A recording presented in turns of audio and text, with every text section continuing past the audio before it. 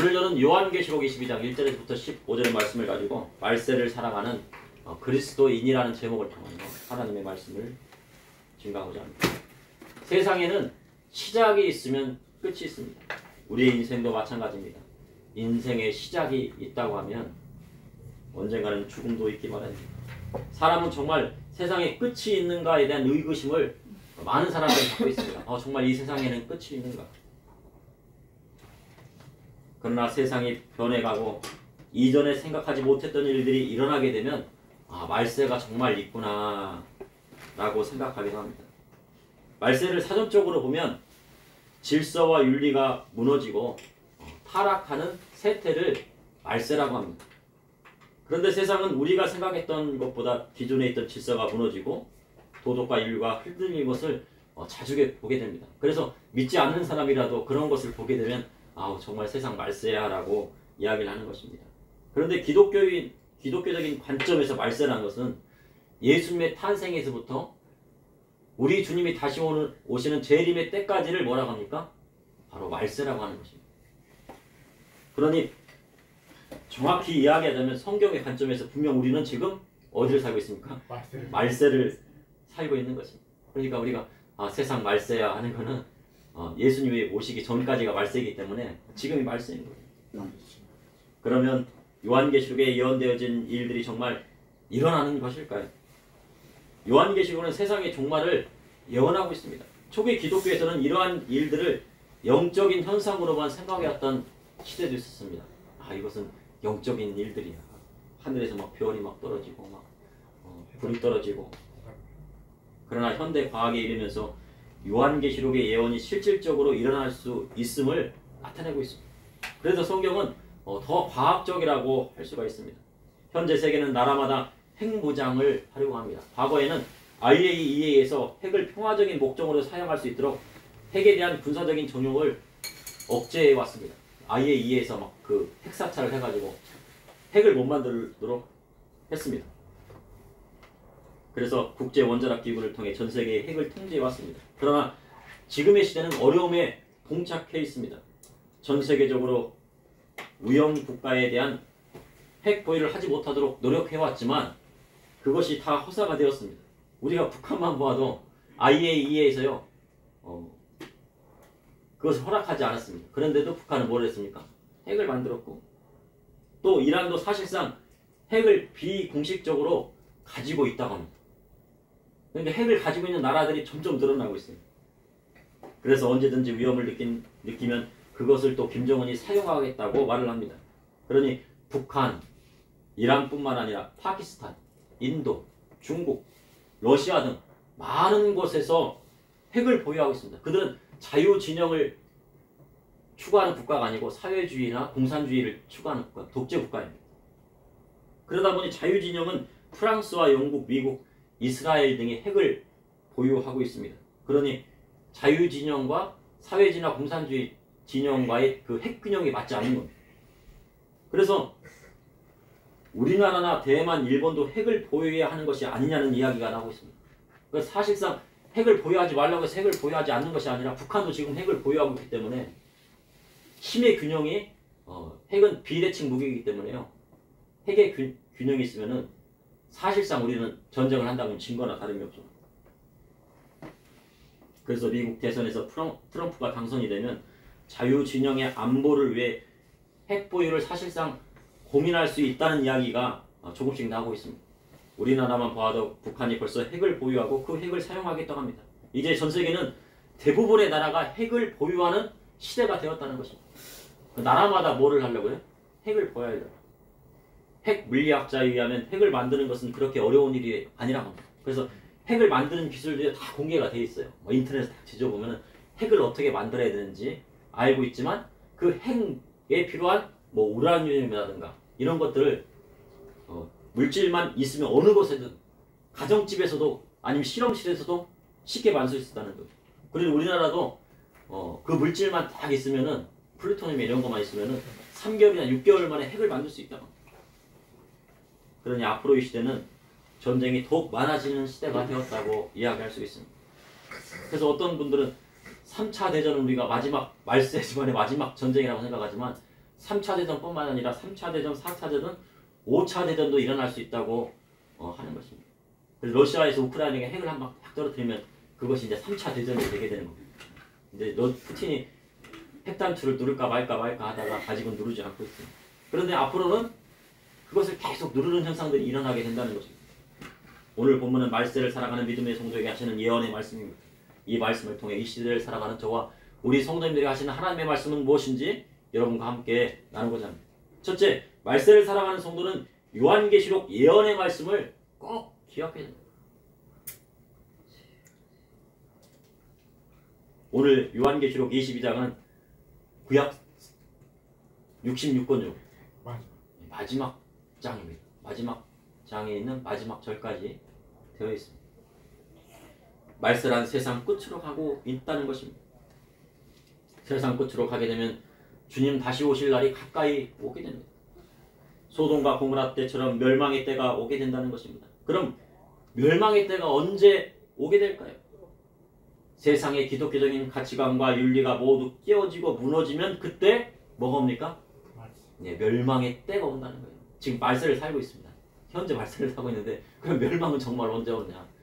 성경에 나오는 기독교 가치관들이 완전히 무너지고 윤리도 다 깨어지고 종교적인 형태만 있지만 그 속에 하나님의 말씀이 없으면 그때가 멸망의 때가 온다는 거예요. 그래서 믿음의 성도는 세상이 타락하고 성도덕이 무너지고 윤리만 무너진다고 해도 그리스도의 말씀대로 살아가야 하는 것입니다. 근데 말씀을 붙들어야 돼요. 그래야 할 때 주님 다시 오실 때 들림받는 성도가 나오는 것입니다. 말세가 온다는 것은 천국에 이를 날이 멀지 않았다는 뜻도 됩니다. 요한계시록에 천국에 대해 자세히 말씀하고 있습니다. 요한계시록 22장 1절에 또 그가 수정같이 맑은 생명수의 강을 내게 보이니 하나님과 및 어린 양의 보좌로부터 나와서 길 가운데로 흐르더라. 강 좌우에 생명나무가 있어 12가지 열매를 맺되 날마다 그 열매를 맺고 그 나무 잎사귀들은 만국을 치유하기 위해 있더라. 성령께서 사도 요한을요 천국을 보게 했습니다. 그 천사를 통해서도 보게 했어요. 천국은요 이 땅에 있는 것이 아니에요. 천국은 이 땅에 있는 것이 아니에요. 천국은 어디입니까? 새 하늘과 새 땅이에요. 지금 이 땅이 다 무너지고 완전히 멸망해서 남지 아니하고 뭐가 오는 거예요? 새 하늘과 새 땅이 오는 거예요. 처음 하늘과 처음 땅은 없어졌다고 성경은 기록하고 있어요. 그리고 바다도 다시 있지 않습니다. 우리가 바다가 있잖아요. 천국 가면 바다 있습니까? 없습니까? 성경에 바다가 없다고 기록하고 있어요. 천국에는 바다가 없습니다. 막 그 짠 바다가 없어요. 천국은 새 하늘과 새 땅인데 죄악으로 오염되지 않고 타락과 저주가 존재하지 않는 새로운 질서 위에 새롭게 태어난, 탄생한, 창조된 온전한 것을 뭐라고 하는 겁니까? 천국이라고 합니다. 그러니 죄가 있는 상태에서는 천국 갈 수 있습니까? 없습니까? 예, 죄가 있는 사람은 못 가요. 돈이 있다고 천국 가는 거 아닙니다. 예. 하나님의 어린 양의 보혈의 피, 예수님의 십자가의 보혈의 피로 씻음받은 사람만이 들어갈 수 있는 곳이 바로 천국인 것입니다. 그런데 요한계시록 21장 8절에 그러나 두려워하는 자들과 믿지 아니하는 자들과 흉악한 자들과 살인자들과 음행하는 자들과 점술가들과 우상숭배자들과 거짓말하는 모든 자들은 불과 유황에 타는 못에 던져지리니 이것이 둘째 사망이다. 성경은 첫째 부활이 있습니다. 첫째 부활에 참여하는 자는 복이 있지만 둘째 사망에 들어가는 자, 둘째 사망에 들어가는 자도 죽었지만 다시 살아나요. 살아났지만 그 사람은 부활한 겁니까? 사망한 겁니까? 예, 죽은 거예요. 예수님 안 믿으면요 살아있어도 산 것이 아니에요. 죽은 거예요. 죽은 몸이랑 똑같은 거예요. 영혼이 죽었기 때문에. 영이 죽었기 때문에. 둘째 사망에 들어가는 자는 영원한 불못에 던져지게 됩니다. 근데 둘째 사망에 들어가는 사람들에 대해서 구체적으로 말씀하고 있습니다. 두려워하는 자들입니다. 그리고 예수님을 믿지 않는 사람도 둘째 사망에 들어간다고 성경은 정확하게 기록하고 있습니다. 그리고 흉악한 자들도 들어가지 못합니다. 흉악한 강도는 천국에 들어갈 수가 없어. 흉악한 강도가 철저히 우리 주님 앞에 나아가서 회개하지 않는 이상은 천국 들어갈 수가 없어.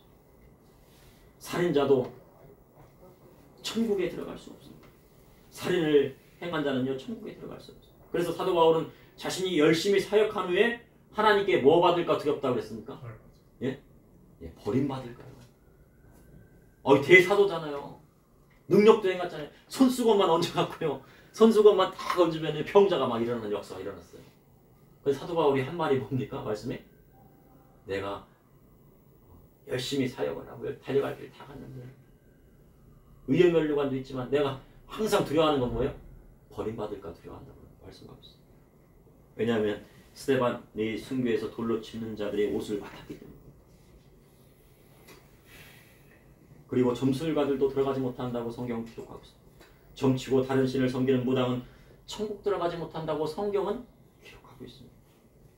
그리고 우상 숭배자들도 천국에 들어가지 못합니다. 그리고 거짓말하는 모든 자는 불과 유황으로 타는 지옥불에 떨어지게 된다고 성경은 기록하고 있습니다. 그러니 거짓말을 밥 먹듯이 하는 정치인들은 다 어디 간다는 얘기입니까? 네, 지옥불 들어간다는 얘기예요. 그래서 지옥 가는 줄도 모르고 그냥 거짓말을 막 해요. 그래서 정치인이 회개할 수 있도록 믿는 사람은 외쳐야 합니다. 천국은 첫째 부활에 참여하는 자들이 들어가는 곳입니다. 천국에는 바다가 없고 수정같이 맑은 생명수의 강이 흐릅니다. 그 강은 하나님과 및 어린 양의 보호자로부터 흘러나옵니다. 그 강 좌우에는요 생명나무가 있어요.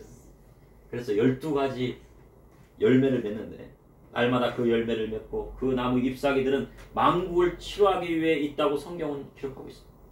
창세기 에덴 동산에 보면은 뭐가 있었습니까? 예, 생명나무가 있었잖아요.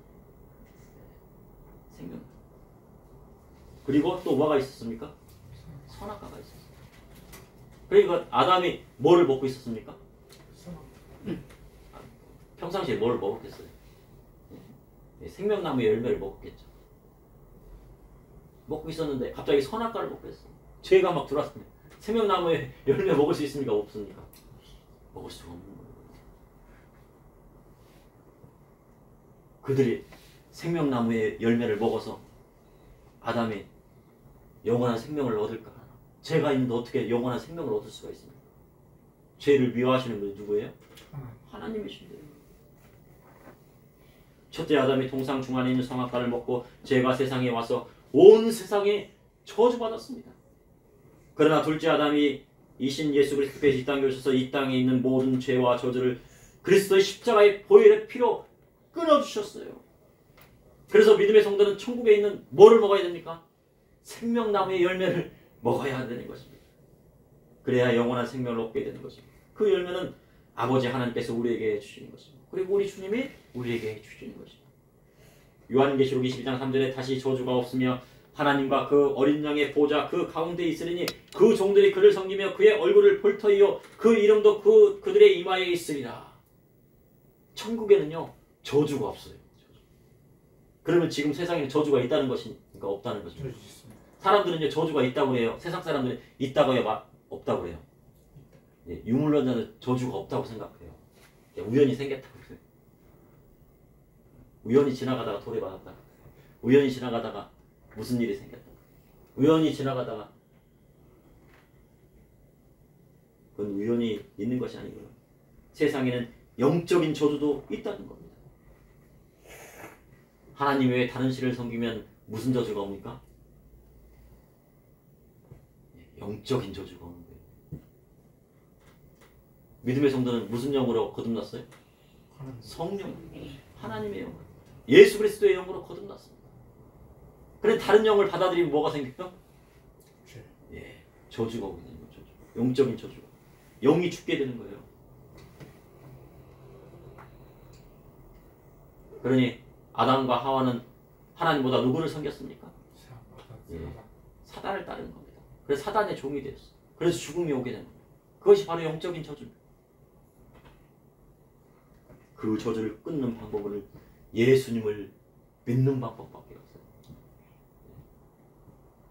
예수님께서 십자가에 달려 돌아가시면서요 우리의 모든 저주를 다 짊어지시고 그 죄와 사망의 법, 저주를 그냥 완전히 끊어주셨잖아요. 그걸 믿으십니까? 그래서 믿음의 성도에게는 저주가 없어요. 주님을 영접하면 집안에서 내려오는 저주도 끊기게 됩니다. 대대로 내려오는 질병도 끊어집니다. 집안에 내려오는요 음란의 저주도 있어요. 집안에 뭐 음란이요 쭉 타고 내려와요. 그 저주도 끊어야 돼요. 이는 예수님을 믿는 결단이 필요한 것입니다. 예수님을 믿고 새 사람이 되어야 합니다. 그리할 때 그 집안이 복을 받게 되는 것입니다. 또한 환경의 저주도 있어요. 가난의 저주도 있어요. 가난의 저주가 오면요 무엇이 없습니까? 먹을 것이 없어요. 집에 갔더니 냉장고 텅텅 비어있고 먹을 것이 없습니다. 애기들은 놀고 있는데 먹을 것이 없어요. 먹을 것이 없으면 어떻게 됩니까? 도둑질 하게 되죠. 그리고 자식을 뭘로 팔아요? 종으로 파는 경우가 생긴다는 거예요. 자식이라도 파는 거. 그리고 최악의 경우는 뭡니까? 자식이라도 어떻게 한다고요? 그 성에 갇혀가지고 먹을 것이 없으니까요. 그 사람들이요 하지 말아야 할 짓들을 하게 됩니다. 믿음의 성도는 가난의 저주가 있었으면 안 됩니다. 하나님 말씀대로 비치지 않고 세상을 열심히 살아가면요 가난의 저주는 풀리게 되어 있어요. 그래서 비치지 말아야 됩니다. 1929년에 뭐가 왔습니까? 세계 대공황이 왔어요. 그런데 보통요 경제 위기는요 그 주기가 있어요. 10년 주. IMF 때부터 2008년까지 몇 년이 흘렀습니까? 리먼 브라더스 때까지 뭐 10년 정도 흘렀죠, 그죠? 그리고 또 다시 이제 코로나 때 막 경제가 막 했잖아요, 그죠? 또 10년이 지나고 경제 위기는 계속 오게 돼 있어요. 그런데 큰 경제 위기는 몇 년에 한 번 올 것 같습니까? 100년에 한 번 온다고 그러면은 정말 오겠습니까? 안 오겠습니까? 올 수도 있다는 것입니다. 왜냐면요, 미국은 지금 금리를 막 올리고 있지만은요, 실질적으로는요, 그래서 많은 나라들이 달러를 막 지금 흡수하고 있습니다. 그래서 실질적으로 그 서민들은 살기가 어렵다고 그래요. 근데 빚은 계속 내요, 미국이요. 빚을 계속 내니까 우리나라도 빚을 계속 내니까 안 냅니까? 한 6천조 되는 그 빚이 이자가 얼마나 될 것 같습니까? 그 빚을 없애려면 어떻게 해야 돼요? 딱 몇 가지 방법인데, 첫 번째는 전쟁을 일으켜서 그 빚을 다 탕감해버려요. 2차 세계대전 때요, 히틀러가 전쟁을 일으킨 것은요 빚 때문에 그런 거예요. 독일이 막 빚을 졌군요. 1차 세계대전 때 져가지고요. 그 빚을 탕감하려면 어떻게 돼요? 전쟁을 해야 돼요. 아니면 세계 대공황이 와가지고 그 빚이 다 터져야 돼요. 다 무너져야 돼요. 그래야지 다시 새롭게 되는 거죠. 그래서 믿음의 성도는 철저히 뭐 해야 돼요? 뭐 하지 말라? 빚지지 말라. 빚지지 말아야 돼요. 빚만 없으면 됩니다. 빚만 없으면. 둘째, 말세를 살아가는 성도는 천국을 보며 사는 사람입니다. 요한계시록 22장 4절에서 5절에 그의 얼굴을 볼 터이요 그의 이름도 그들의 이마에 있으리라. 다시 밤이 없겠고 등불과 햇빛이 쓸데없으니 이는 주 하나님이 그들에게 비치심이라. 그들이 세세토록 왕노릇하리로다. 천국 가면 우리 주님의 얼굴을 날마다 뵙습니다. 그리고 그분의 이름이 우리 이마에 써있다고. 하나님의 어린 양의 이름 여기 딱 이마에 써있다. 그런데 말세의 세상 사람들은 무슨 표를 받는데요? 666이라는 표를 손과 이마에 받게 된다는 거예요. 그래서 1990년대는요 바코드가 666이라고 막 했던 적도 있어요. 예? 바코드가 666이다. 요즘은 또 그런 사람도 있다. 베리칩이 666이다. 요즘 막 머리에다 심는데요. 이렇게 심어가지고 그 뇌파라든가 생각하는 걸 막 해가지고 심어가지고 저기에 있는 난방기도 막 켜고 컴퓨터 연결돼가지고요. 근데 이 표는 왜 받는 겁니까? 경제 생활을 할 수 있도록 하기 위해서 받게 시킨다는 거죠. 그래서 저는 바코드가 666이라고 보지 않고 베리칩 666인지는 저는 잘 모르겠습니다. 그렇지만은 666이라는 표는 경제 생활을 할 수 있도록 통제하는 시스템이라는 거예요. 그러니 말세로 갈수록 통제 사회로 들어가게 되는 것입니다. 경제 통제는 국가 시스템일 수도 있고 그 사회의 시스템으로 들어간다는 뜻도 됩니다. 시스템에 들어가면 모든 것이 다 감시되는 사회가 된다는 뜻이에요. 그런 거 한번 겪어봤잖아요, 우리는. 중국에는 안면 인식 기술로 CCTV가요 중국 모든 사람의 얼굴을 다 기억하고 있어요. CCTV만 딱 들어가면 이 사람이 어디 갔는지 알 거예요. 딱 보면은 이 사람이 누군지 거기까지 신상이 딱 나오는 거예요. 그런데 그러한 기술을 어디에 심어요? 또? 중국이요? 통신 장비에 심는다는 거예요. 그래서 전 세계인의 정보를 모으고 있다는. 그래서 통신 케이블이 있습니다. 우리 바닷속에 가면은 통신 케이블인데 그 통신 케이블이 중간중간에 중계기가 있어요. 파동을 하는. 그 중계기 안에 심어놨다는 겁니다. 그걸 누가 알았어요? 트럼프가 알았다는 거예요. 그래서 화웨이 장비라든가 이런 것들 못하게 미국에서 막는 거예요. 화웨이는 못 쓰게 한다. 우리나라 쓰고 있지만. 그런데 그런 말세로 갈수록요, 그러한 것이 더 심해진다는 거죠. 말세는 그러한 시스템 위에 올라타게 되면 국가적으로 우상숭배에 참여하지 않으면 먹고 사는 문제가 해결되지 못한다는 거죠. 북한처럼 된다는 거죠. 그런데 사람이 이마와 손에 받는 666표는 짐승의 표라고 표라는 것입니다. 믿음의 성도는 짐승의 표를 받으면 됩니까? 안 됩니까? 안 됩니다. 하나님의 어린 양이신 예수님의 이름이 그 이마에 일침을 받아야 어디 가요? 네, 천국 가요. 우리 어린이들 예수님 믿으십니까? 아멘? 네, 그럼 하나님께서 인치신 거예요. 그리고 천국에는 밤이 없습니다. 어둠이 없습니다. 그래서 태양이 필요 없어요.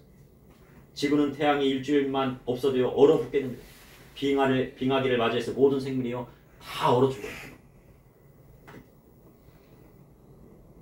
그러나 천국은 태양이 필요 없습니다. 그렇다고 태양이 없으니 등불이 필요할 것 같지만 등불과 햇빛이 쓸데없는 것입니다. 이는 주 하나님의 영광의 빛이 하나님 백성을 비추기 때문입니다. 출애굽 당시를 생각해보면 40년에 그 광야 40년 동안 낮에는 무슨 기둥이에요? 더울까봐. 밤에는 무슨 기둥이에요? 하나님 백성 이스라엘 자손을 보호하시고 인도하시듯이 천국에서는 주 하나님의 영광의 빛이 영원토록 그 백성에 비친다는 거죠. 그러한 천국에서 세세토록 왕노릇하리라는 거예요. 지금도 왕같이 사시잖아요. 다들. 요즘 자동차가 몇 마력입니까? 네? 보통 16마력 하잖아요. 10마력. 말 16마리를 갖고 있는 거예요. 옛날에 왕들이 막 가면은 말이 몇 마리 끌고 다닙니까? 자동차 있으면 옛날에 조선시대 왕보다 나아요. 옛날에 조선시대 왕들이 사시사철 얼음을 먹을 수 있었습니까? 못 먹었습니다. 서빙고 동빙고에 가가지고 얼음을 끓여왔단 말이에요. 지금도 왕처럼 사시는데 천국 가면 무슨 노릇 한다고요? 지금의 왕 노릇보다도요 천국 백성 왕 노릇 하게 된다.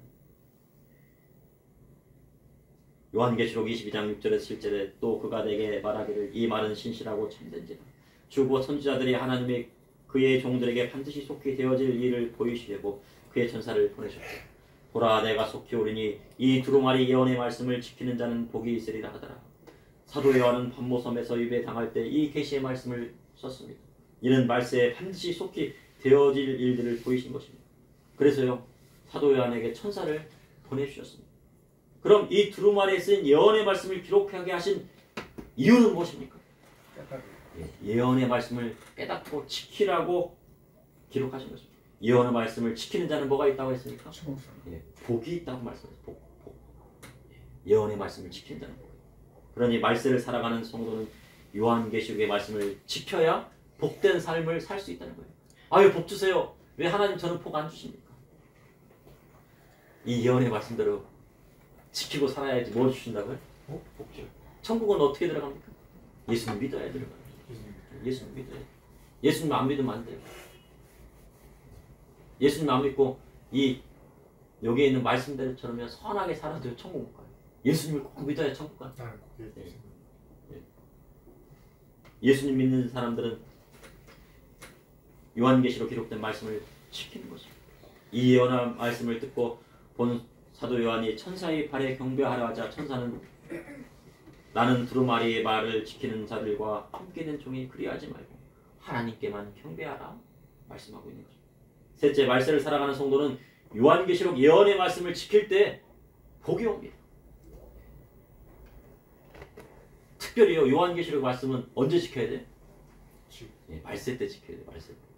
말세 준비하라고 주셨는데 요한계시록 말씀을 안 가르치면 됩니까? 안 됩니까? 지키라고 주셨는데 예. 인봉을 안 했대요. 요한계시록 말씀은. 감춰져 있는 게 아니에요. 다 드러나 있어요. 왜요? 지키라고.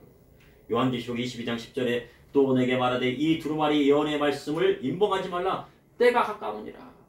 이 두루마리의 예언의 말씀은 인봉하지 말라 하셨습니다.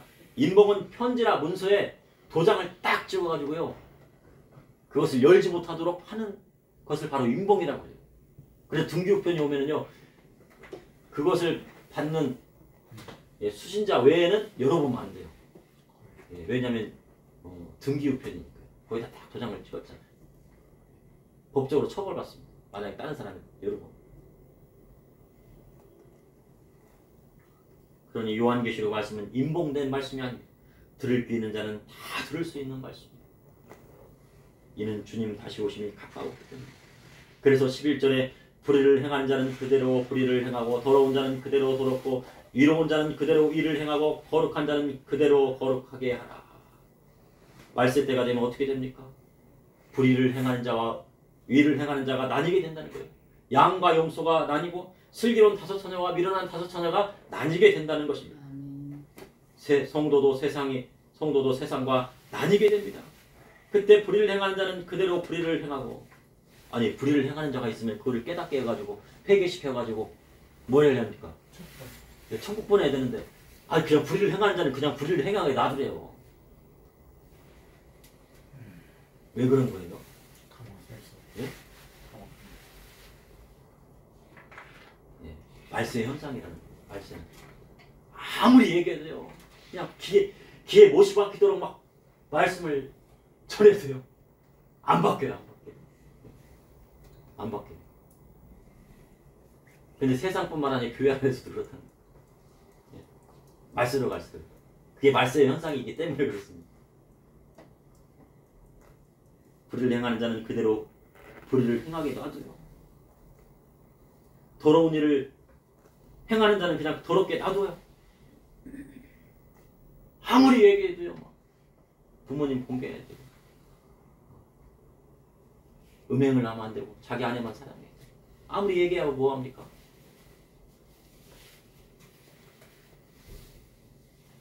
더러운 자는 그대로 더럽고 더러운 자는 그것을 더러운 것이 모릅니다. 돼지를 깨끗이 목욕시켜 놓으니요. 그 돼지가 어디를 간다는 거예요? 다시는 구렁텅이에요. 다시 들어가서 몸을 더럽힌다는 거예요. 차라리 그냥 목욕을 시키지 말고 그냥 놔둬야죠. 그렇죠? 어쩔 수 없는 거예요. 마찬가지입니다. 그것이 불의하고 더러운 것인지 모르는 소돔과 고모라 같은 시대가 오게 된다는 것이죠. 그때는 어떻게 돼요? 불의한 자는 그냥 불의하게 놔두고 의로운 논만 어떻게 돼요? 가족 데리고 어떻게 했습니까? 그것을 뛰쳐나와야 된다는 거예요. 그래야 할 때 의로운 자는 하나님 말씀대로 의를 행하고 거룩한 자는 그대로 거룩하게 하라 하셨습니다.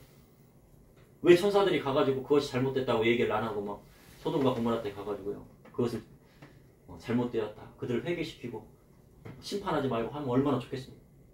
그러나 말세대로 가면 어떻게 됩니까? 주님의 오심에 가까이 가고 심판의 때가 오기 때문에요. 그래야 할 수 없다는 거예요.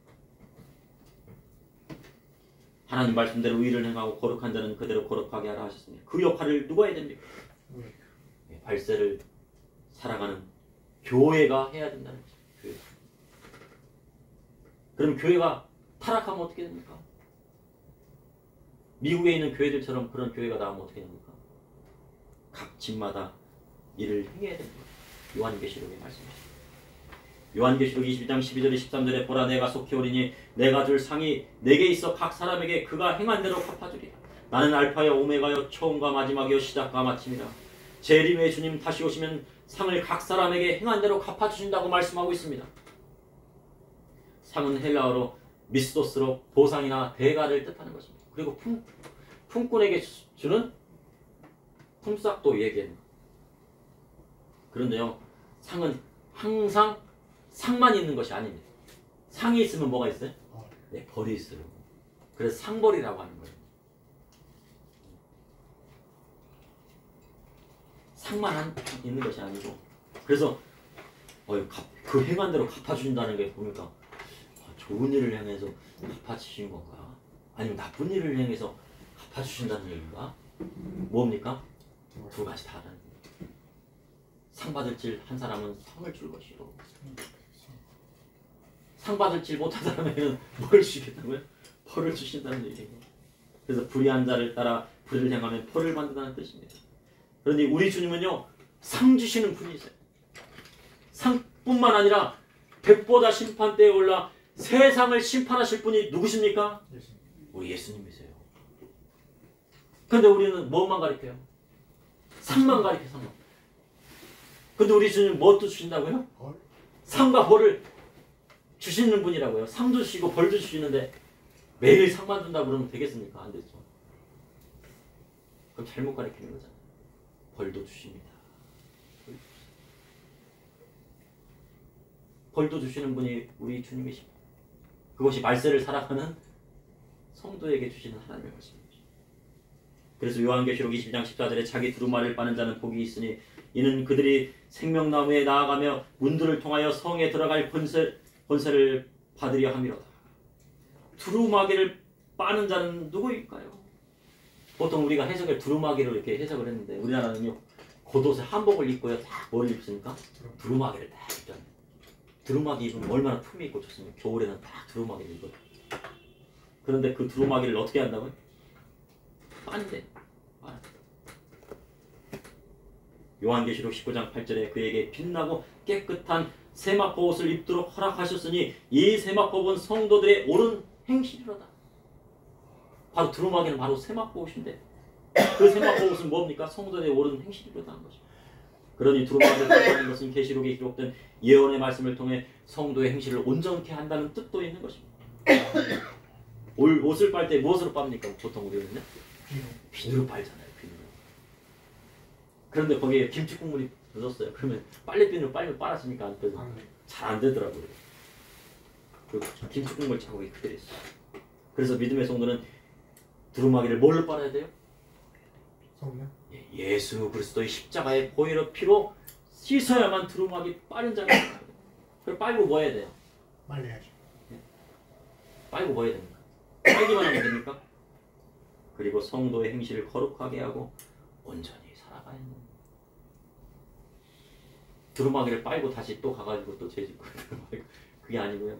성도의 옳은 행실로 살아가야 됩니다. 그래야 말세에 복 있는 사람입니다. 성도의 옳은 행실로 그리스도의 신부된 교회를 깨끗하게 할 사명이 있는 것입니다. 우리 성도님 하나하나가요, 하나님 말씀대로 두루마기 빠는 자가 되었어요. 성도의 온전한 행실을 이루게 되면 우리 교회는 어떻게 되는 거예요? 그리스도의 신부된 교회가 나오는 겁니다. 네. 우리 교회는 무슨 교회가 된다고요? 네?